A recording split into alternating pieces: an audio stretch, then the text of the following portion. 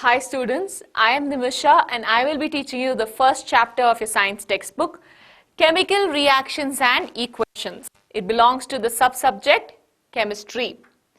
Okay, so now everything around us, continuously there are reactions taking place. There is blood flowing in your body. When you're eating food, digestion is taking place. That is a reaction that is taking place. When you start the vehicle and you go, the petrol reacts inside, gives you another kind of energy. You switch on the light in the room, there's a reaction taking place. There are different kinds of reactions taking place everywhere. We are going to study chemical reactions in detail. What is the difference between a physical reaction and a chemical reaction? In a physical reaction, only the state of the body will change. Usually solid becomes liquid, liquid becomes gas, and it is reversible. You can make gas liquid, liquid solid. It's possible. In a chemical reactions, when the chemicals react, there is a new substance formed. It is not possible to reverse it. In some cases, yes, we change the conditions of the environment and we reverse it, but the point being here is if it only changes its state, it's physical, but if there's a new substance formed, it is a chemical reaction. So if a new substance is formed, we say there is a chemical change. If there is no new substance formed and only the state is changing, the state of the body becoming solid to liquid or liquid to gas or solid to gas, then you call it a physical change. I have listed down a few examples here. Let us see if you can understand why it is a physical or chemical change. You have to guess. Burning. If I burn paper, the white paper becomes grey ash. New substance formed? Yes. Difficult to make ash back to paper? Yes. So is it a physical change or chemical change? It belongs to chemical change. So we will take the burning and we will put it to chemical change. Now, melting of ice. I removed the ice from the fridge and I kept it out. It became water. Liquid water. Now I take this liquid water and keep it back in the fridge. Will it again become ice? Yes. Solid is becoming liquid. I can make liquid become solid again. Only the state of the body is changing. So this melting of ice will belong to physical change. Next, lighting of a bulb. If I go and press the switch and I switch it on, the light ons in the room. If I switch it off, the light switches off. Did my bulb go away? Did a new substance form? No, it is possible to switch on, switch off, switch on, switch off. The state of the body is changing and you have lighting of bulb as an example of physical change. Next, sublimation of iodine. What is this sublimation? See, if a solid directly gets converted to gas, that process is called sublimation. Usually solid first becomes liquid, then liquid becomes gas. But in some cases, you can make solid directly convert to gas. For example, when you go to these washrooms or you go to a hotel washroom or sometimes in some people's houses, your mothers also may be using it, you see these white color balls in the washroom. What are these white color balls? They're called naphthalene balls. You only see it in solid state, and after a few days and 1 month or something, the ball becomes small, small, small and it vanishes. Where did it vanish? The solid was formed. Did you ever see this ball become liquid? No. Then where did it go? The naphthalene ball directly converts from solid to gas. You cannot see the gas because it is colorless. So that is called sublimation. So change of state is happening. So this also belongs to physical change. Now we come to rusting of iron. In your houses, you all have balconies and you have your gates. There is metal over there, there is iron over there. When you go and see after some time, you see that it becomes brown, and begins to rust and some parts fall off or they break. Can you go and put gum and stick it back or make it back to normal like the old iron? No. So first of all, the iron that was black now becoming brown and rusting and chipping away. So what is happening here? There is a new product formed. The product is rust. How we will understand in detail in this chapter. So rusting of iron is a chemical change. Now we come to fermentation of grapes. All of you have heard of something called wine. Yes, What do we say about wine? Wine undergoes fermentation. Grapes undergo fermentation to become wine. That means what? They take the grapes, they make some kind of juice, they put some things and they leave it for fermentation. They leave it away. It ferments and afterwards it becomes little bitter and you have wine. Fermentation you also observe in your dosa batter at home. When your mom or dad prepares the dosa batter, what happens? You grind the dosa atta and you keep it in a vessel. Today you taste it, it will be normal, white, tasteless. Leave it for 1-2 days. Tomorrow you'll see this much atta became this much. It got fermented and you taste it and see it will be little bitter or sour. So what has happened? Fermentation. Can you reverse it and make it back to normal? No. The taste that is coming is a new change, a new product that is formed. That's why fermentation of anything, fermentation of grapes here given is a chemical change. Grapes become wine. You cannot make wine back to grapes. It won't taste like fresh grapes. So you'll have now understood what is a physical change and what is a chemical change.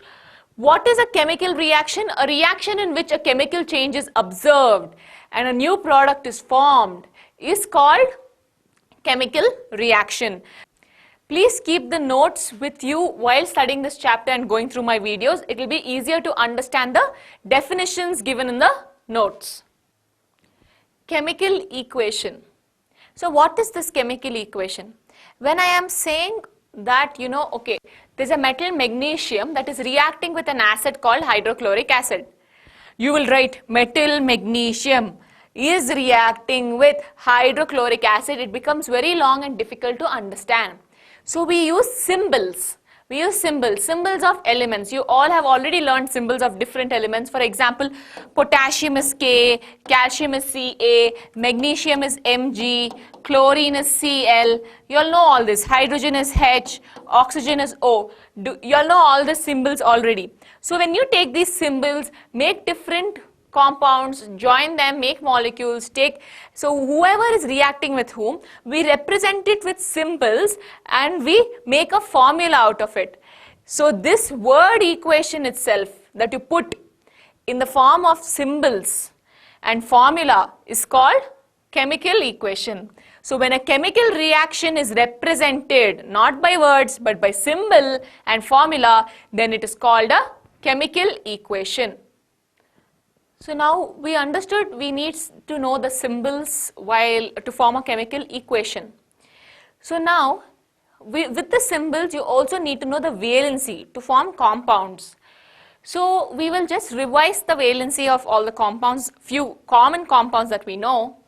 Positive radical, an atom who has a positive charge is called a positive radical. Monovalent, whose atoms or a molecule who has valency 1, mono means 1, valent means valency, is called monovalent. Divalent means has valency 2, trivalent means valency 3, tetravalent means valency 4.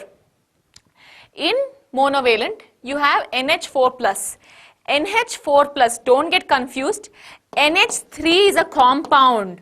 It does not have a charge. It's called ammonia. NH4 plus is called ammonium. All this is given in detail in the notes section. Keep a copy of this if you don't know the spellings or you're not sure. Ag plus is called silver 1. Silver brackets 1. Like this. So, why is it called silver 1? Because you also have silver 2. Because you also have silver 2. Whosoever compounds have more than one valency, the lower valent is called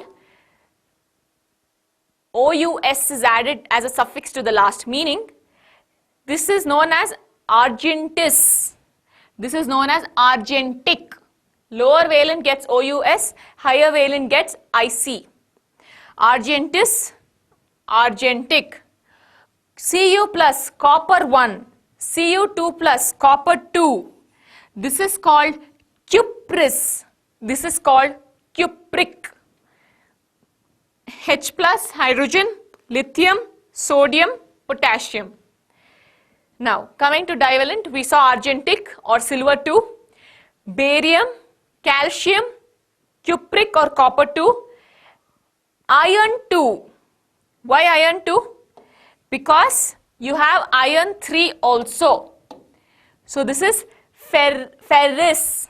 This is ferric. Higher one gets ic, lower one gets is. Iron 2, iron 3, ferrous, ferric. Next, magnesium, manganese, nickel. This is lead 2. Why? Because you have lead 4. So this is called plumbus. This is called plumbic. All the ones marked in white have another pair or another molecule or another atom with a different valency. Multiple valencies they have. Zinc, trivalent, aluminium, chromium, iron 3 or ferric. Tetravalent, valency 4, you have plumbic or lead 4. So these are the commonly used positive radicals. Okay, now we move on to negative radicals. An atom who has a negative charge is called a negative radical. See, these negative atoms are called electronegative and the positive atoms are called electropositive. Negative means it has extra electron. Positive means it's given away one electron. It has deficiency or less of electrons. Okay, anyway, so monovalent, divalent, trivalent and tetravalent refers to the same thing as mentioned below. Valency is 1, valency is 2, valency is 3 and valency is 4. Let us start.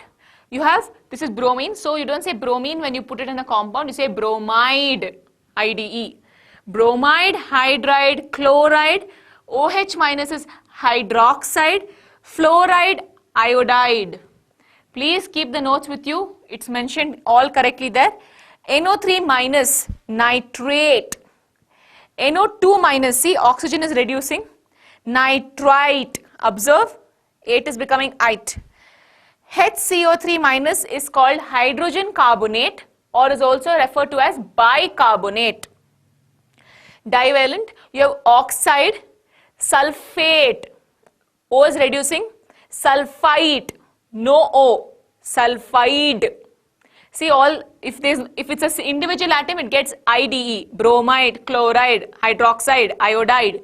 That has nothing with it, so sulfide, oxide, okay. CO3 2 minus, carbonate. CO3 2 minus, see, how did HCO3 minus actually come? H has plus 1, CO3 has 2 minus. Together if I add it, HCO3, this has plus 1, this has 2 minus. What's its overall charge? 1 minus. That's how this came, HCO3 minus, okay. So CO3 2 minus, carbonate. SiO3 2 minus, silicate. ZnO2 2 minus, zincate. Trivalent atoms, N3 minus, see. Nitrate, nitrite. If you remove off the oxygen, nitride. But that is not single minus, here it's minus minus, that's minus 3. Aluminate. Phosphate, PO4, 3 minus, phosphate, reduce the oxygen, phosphite, remove the oxygen, phosphide, IDE. Tetravalent is called, this is called carbide. This very rarely we use. Usually if carbon is there, it doesn't lose 4, it shares. You will learn it in detail in carbon-ionic compound. This is very rarely used. If you don't know this also, it's fine. So note please, in general a compound formula is given by X and Y where the positive radical is written first and Y is the negative radical. Usually most metals are, not most, all metals are positive radicals and all non-metals are negative radicals. But we have few different examples here, metalloids and etc. etc. You learn in detail chapters, later on chapters. For now, understand that usually this is metal and this is non-metal. Positive radical, negative radical. Let us see how to make a compound formula. This is just a revision to your previous classes. Let us say the compound is magnesium chloride. Magnesium chloride. What do?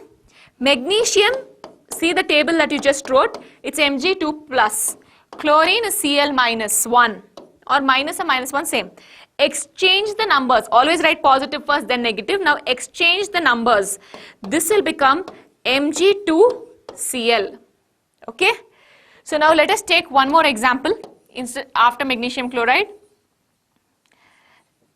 Let us say it is potassium iodide, or let's potassium iodide. Okay. Now see, potassium is K, iodide is I. This is +1, this is -1. Exchange the numbers K1, I1, or you can just write Ki. This will be the compound formula. Next, take down zinc sulfate. Zinc sulfate. Zinc is Zn2 plus. Sulfate is SO4 2 minus. So this will become Zn. This 2 will come down, so Zn2. SO4 is a single radical. It's one whole radical. This 2 minus will come here and become, this 2 plus will go down and become 2. Understand, both of them are 2, 2. So you cancel them out. The formula is ZnSO4. Please understand, when you shift the 2 here, you have to put a bracket. Why? Because this 2 is going to be for the full sulfate. If you don't put bracket means, it will mean that only oxygen is getting the 2. So you have to put the brackets. Cancel, and your formula is ZnSO4. Let us try one more example.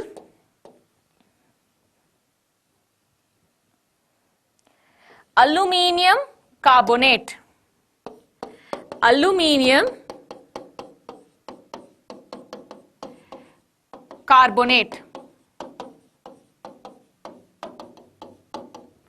Aluminium Al3 plus, carbonate CO3 2 minus. 2 will come here, 3 will go there. So Al2, this is one single, so CO3 bracket 3. You have to put the bracket because the whole radical is going to get it. Am I clear? One more example. Magnesium oxide. Magnesium oxide. Magnesium Mg2 plus, oxide O2 minus. Exchange the 2's, Mg2O2. Since the numbers are the same, ignore MgO. One more example. Calcium hydroxide. Calcium hydroxide. Ca2 plus, hydroxide is OH minus. Minus will come here, 1, so Ca1, OH twice. So CaOH twice. What if it was sodium hydroxide? Sodium Na plus, hydroxide OH minus. Na1 OH1. 1 and 1 same meaning. So you can directly write NaOH. No need of brackets here because there is no number down. Okay? NaOH. This is enough for this. To do it in detail, you will understand as we go through the chapter. Now, these are few commonly named acids. Common acids that we keep coming across throughout our chapter and even after. HCl called hydrochloric acid, HNO3 called nitric acid, H2SO4 called sulfuric acid, H2CO3 called carbonic acid, CH3COOH is called acetic acid. You need to know these names by heart. Next, these are few commonly known compounds that we keep coming across in this particular chapter. CaO, calcium oxide. Calcium oxide is a chemical name. It is also known as quicklime. CaOH twice. This is known as calcium hydroxide, chemical name. It's called slaked lime. It has one more name called lime water. Next, CaCO3, calcium carbonate. It's called limestone.